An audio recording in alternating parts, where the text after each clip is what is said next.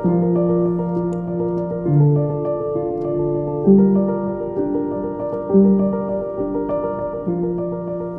things first, who are you and what do you do and why are we here?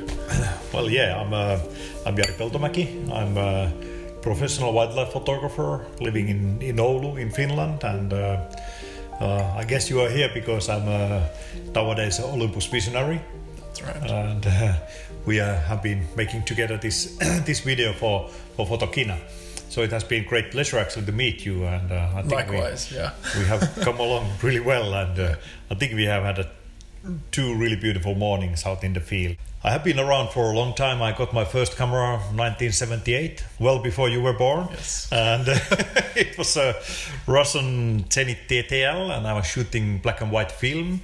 But I did start at very early stage. I think I was around 10 years old that time, and I started to take pictures of birds. I was mainly bird watching, and then slowly, about 20 years ago, I can tell that the photography actually became, my profession. So it slowly became. It didn't start suddenly, it just slipped this way. And so I started to sell more and more pictures. I was preparing articles myself about the photography, and my pictures has been fairly widely used in the magazines and books and calendars and so on. I said this in the previous episode as well. Photography for a lot of people, as professional as you are, or as well known as you are, for a lot of people, photography is just an excuse to do something else. Mm-hmm. And like you said, I started as a bird watcher. That's what my real interest was, and that's what got you into photography. Photography is just like the byproduct of you really love birds. Yes, it is actually true. Yes, yeah. Since a schoolboy, I have always thought that birds are beautiful. And there's something which is fascinating me about the birds. And from the photography, from my bird photography, I found a way to share this beauty of the birds amongst the wide public. Mm-hmm. And I do hope that showing the beautiful pictures of the wildlife and the birds will actually help people to understand that how beautiful creatures these are. We should really take care of them. Respect them. Yeah. If you're not passionate about something, then photography becomes a bit pointless. It's like you could be shooting anything really. Yeah. I mean, during these many years, during these 40 years of bird photography, there are I don't know how many hundreds of really early wake-up calls in the morning, after a few hours of sleep in the middle of the night, and then you wake up well before the sunrise. But I can honestly say that there's not a single morning when I would have really regretted it, that I have to wake up so early. Yeah. Of course I have been tired. It's painful, natural. right? It's painful. Like we've been getting up for the last 2 days at 2:30 in the morning because Finland is so far north that the sun rises in summer. It rises pretty damn early. It's true. The night is very short. I struggled pretty bad. No. But it's worth it. And maybe we're just lucky, or maybe because the sun rises so slowly here, you get these like 2 hours, maybe 3 hours of golden light. Yeah. It's pretty. It's amazing. Not other people around.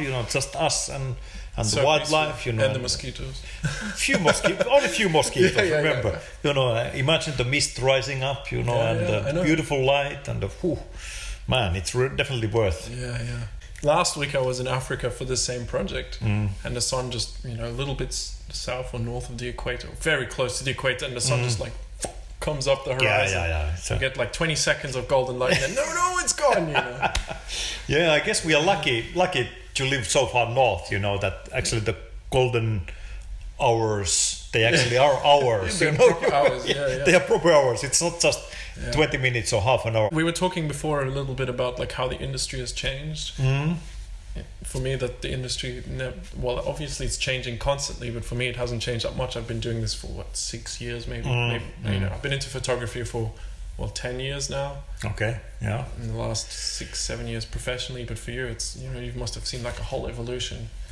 I always find that really fascinating, Yeah. Because you get a lot of people that are like, they're grumpy about it. It's like, the industry it's ruined. It's not what it used to be. I used to make a lot of money doing this, and now I don't make it. And I feel, when you get to talk to people that are established, and that are still doing well, that means they're really good at adapting and seeing the change and going with the flow, basically. And, adapting where they can make their money and how to still get noticed with their work. Yeah, it's true. No, you're right. It has changed a lot, and it was earlier times. It was possible to make money just by selling the pictures. There were not so many photographers around. Well, I started with the black and white film, then I quite quickly changed to the slide film. And during those days, there were not so many photographers, not so many good pictures around, because it was much more difficult to get the proper pictures. You really had to put and still nowadays you have to put a lot of time to get the really good pictures. But there was much less competition, much less pictures available, and there was actually not so many ways to show your work like nowadays. I mean, nowadays with the internet, with the social media, it's very, very quick and easy to show your pictures. It's free. And it's free. Yeah, it's earlier times it was very difficult. It was very not difficult, but different. And I'm not complaining. I mean, the world is changing all the time, and it's still changing. And we should follow the change. And I think I have been following it pretty well, actually. And at the same time, lots of really famous photographers who used to make a lot of money just by selling pictures during the slide time. They were just selling the pictures. They can sell pictures with the 1 million euros in a year. Yeah, just selling the wildlife pictures. Wow. I think these kind of it doesn't work nowadays like that anymore. No. And even the most famous guys in the world scale, most of them are leading workshops. Yeah. And photography tours. But that's again something where you've turned yourself into a brand, right? Like people come because they know who you are, they've seen your work, obviously it's great. Yeah. And they're like, I'd like to learn how to do this because now I have a camera as well because it's cheap. Yeah. I can do this with my iPhone. Nearly. Please don't. No. Olympus. But Olympus is the way. And we're not biased at all. No. But it is true. No, it is a evolution in a way. Evolution of the photographer also. You have to adjust to the conditions. You just can't rely on one source of income, which would be the picture sales. But I think you have to be able to do other type of job. If you have to be able to share your knowledge about the different aspects of the photography, and people do appreciate it if you are ready to share your knowledge, and they are ready to follow you in different places in the world. And this is what I'm doing nowadays. I own half of the travel company or travel agency called Finnature. So we do quite a lot of trips to bird watchers and photographers who come to Finland, but also we have a few trips available every year to different parts of the world. I go frequently to Hokkaido, for example, to Japan, which is my favorite destination. So I've been there, I think, 10 or 11 times myself. And we go to Africa, we go to Svalbard.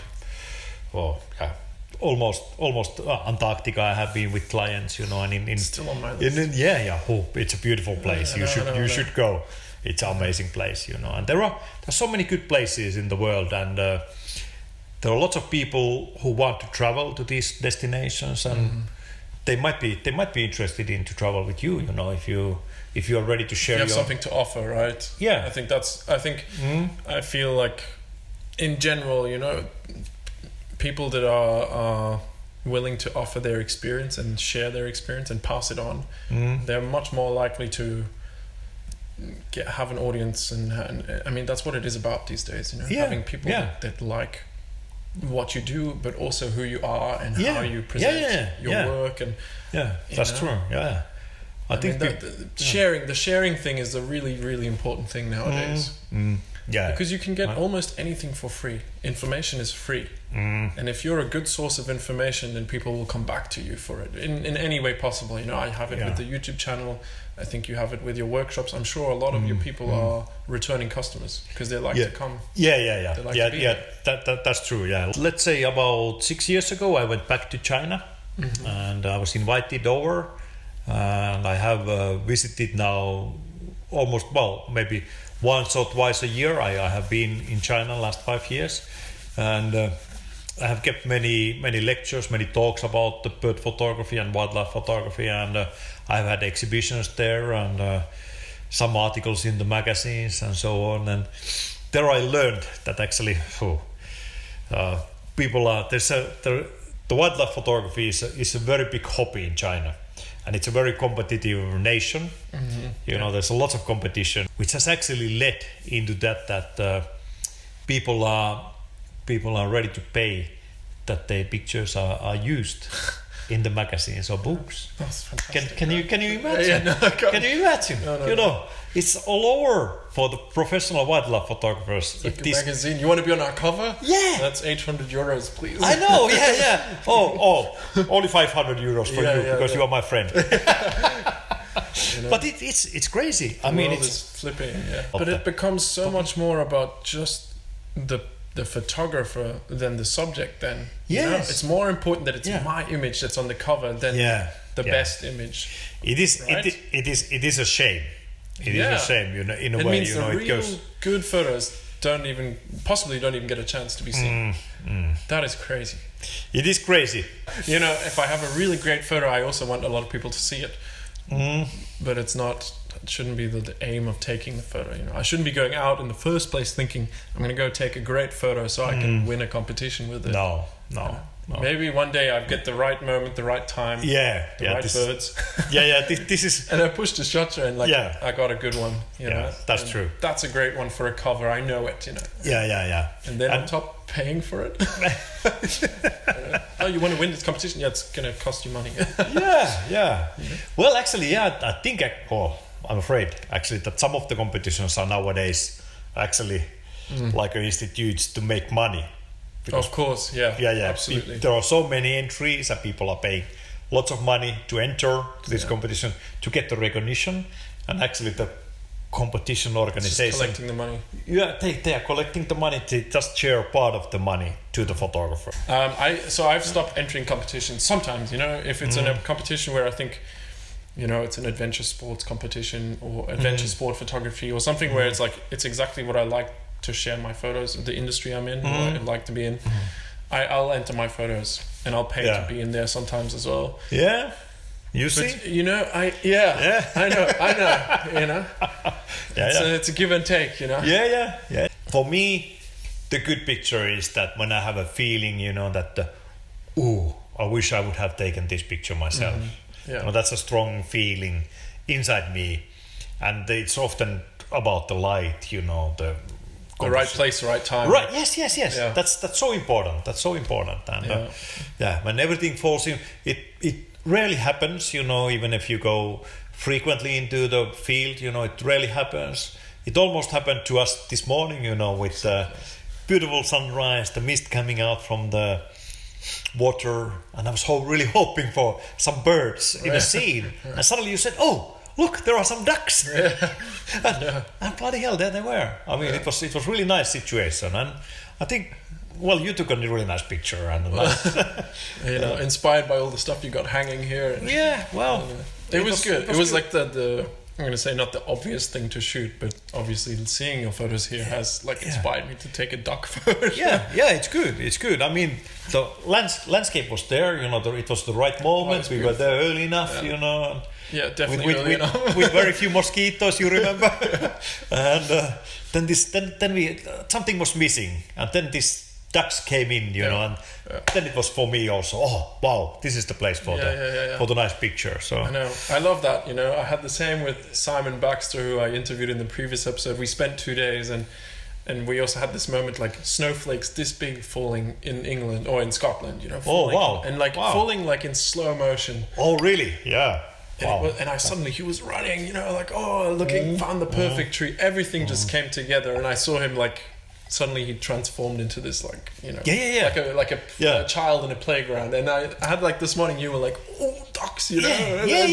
That's true. Shooting, it's actually important part, and I think you gain it by the experience. Yeah. Actually, you do start to recognize the really good moments, you know, when it's time to take the pictures. You know, you don't well, sometimes I do waste time to take, nonsense pictures basically, which has nothing to, which are not really important. But when you recognize the really good moment when everything falls in the places, then you are really on fire, I mean, now it's a time, I don't want to miss this situation. I want everything be, the exposure to be correct, the composition to be correct.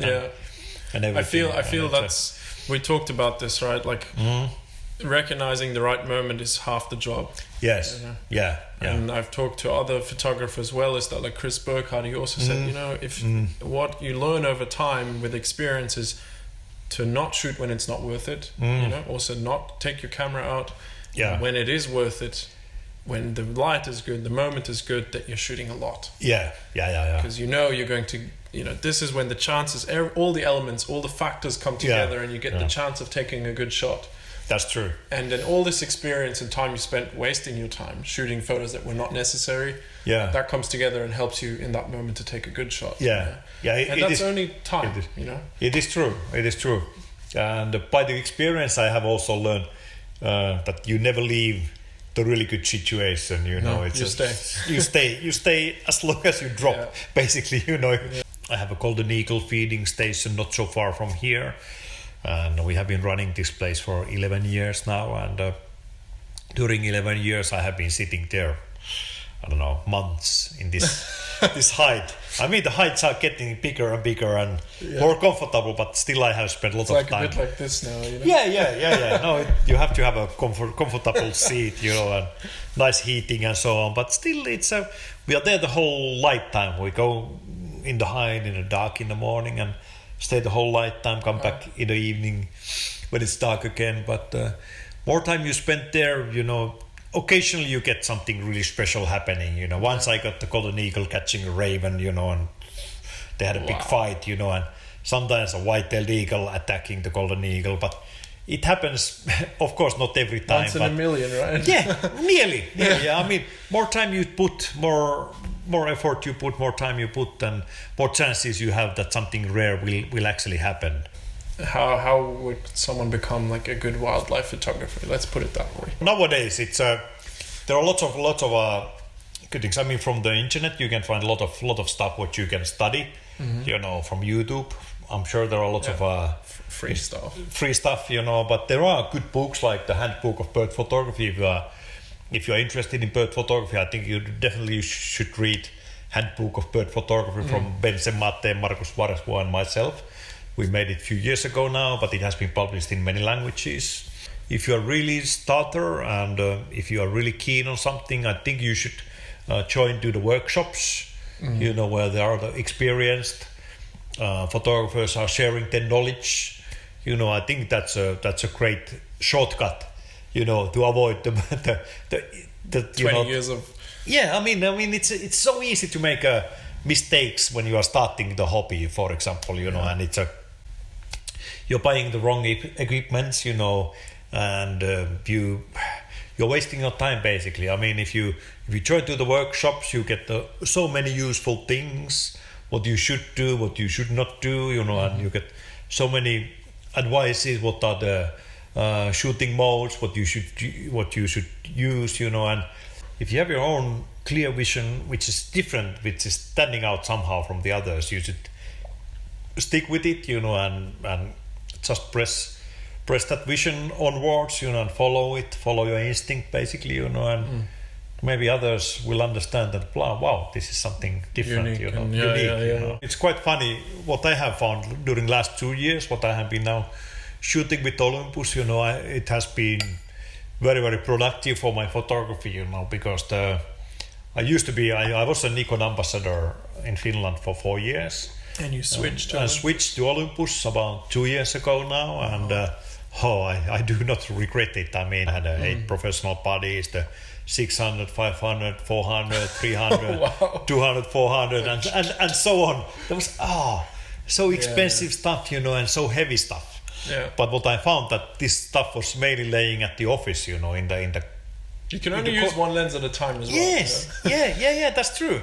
But this stuff was mainly at the office. I didn't really want to carry it out to the field. Yeah. But with Olympus now, in 2 years' time, I have been taking so many more pictures, and I think this new lightweight gear and with the new technology, it has been good for my brains also, to try to do something else, and try to learn some new features of this mirrorless camera. Yeah. And I mean, it's a lightweight, it's a great to use, and it's silent, and it's a very well weather sealed and so on. So there's so many good features. I think you would agree. This is not hating on Canon or Nikon or anything. No. They are great cameras. I mean, they take great pictures. You've been taking great photos with them for a long time. Yeah, it's true. So, yes, probably some of my best pictures have been taken with Canon and Nikon. So no question about it. But for me personally, it has been a good choice. Really to move on from this old technology to the mirrorless technology. Yeah, going with the times. Adapting yourself. No, definitely. It has been really good decision from me, and it's I do travel quite a lot with my photography. I go to the places, and nowadays my camera bag is less than 10 kilos with all the equipments in there, Olympus gear, and it used to be 20 kilos, and I had to hide my camera bag at the airport so nobody will notice how heavy it is. But now I can really go, proud and show to my hand luggage. Here it is. It's all here, and it's less than 10 kilos, and I have everything what I need. It has been enjoyable to work with Olympus. I mean, it's somehow it has been really fun, and it has been very productive. And definitely, I have been shooting much more during the last 2 years than compared to the last 10 years. So definitely, I'm more willing to go out and take the camera with me, and the best camera is the one which is with you all the time. And I think that's I guess that's a beautiful way of ending it. It's the equipment sort of becomes like secondary, and the reason why we take photos is for the experience. Because watching wildlife, for me, it's traveling. If it means that I can travel more easily, if you can sit out there longer and get further and see more, because the equipment is smaller, lighter, easier to travel with, then it means that it's helping us do what we care about, our passion. It's true. And I feel that's that's one of the reasons. And you say it's the joy of photography. It comes back, and it's the same for me as well. That's important. That's important. All right, cool. I think we'll wrap it up here. It's been quite a long conversation. Yeah. I have a lot of fun editing this. But thanks. Thank you for sitting down. Thanks for taking me into your backyard in the last 2 days. It was really amazing. Thanks for the great sunrises. Thank you. Thank you. I hope you enjoyed this. I hope you found something useful in here. If you did, give the video a thumbs up. Subscribe to the channel if you want more of this. If you have any suggestions who I should talk to next, leave them down in the comments below. I read all of your comments and I try to respond to everyone. So let me know down below. And thanks to Jari for sitting down and having a glass of wine and talking about photography. Thank you. It's great fun. Thanks. Great fun. Thank you. Pleasure. Thank you.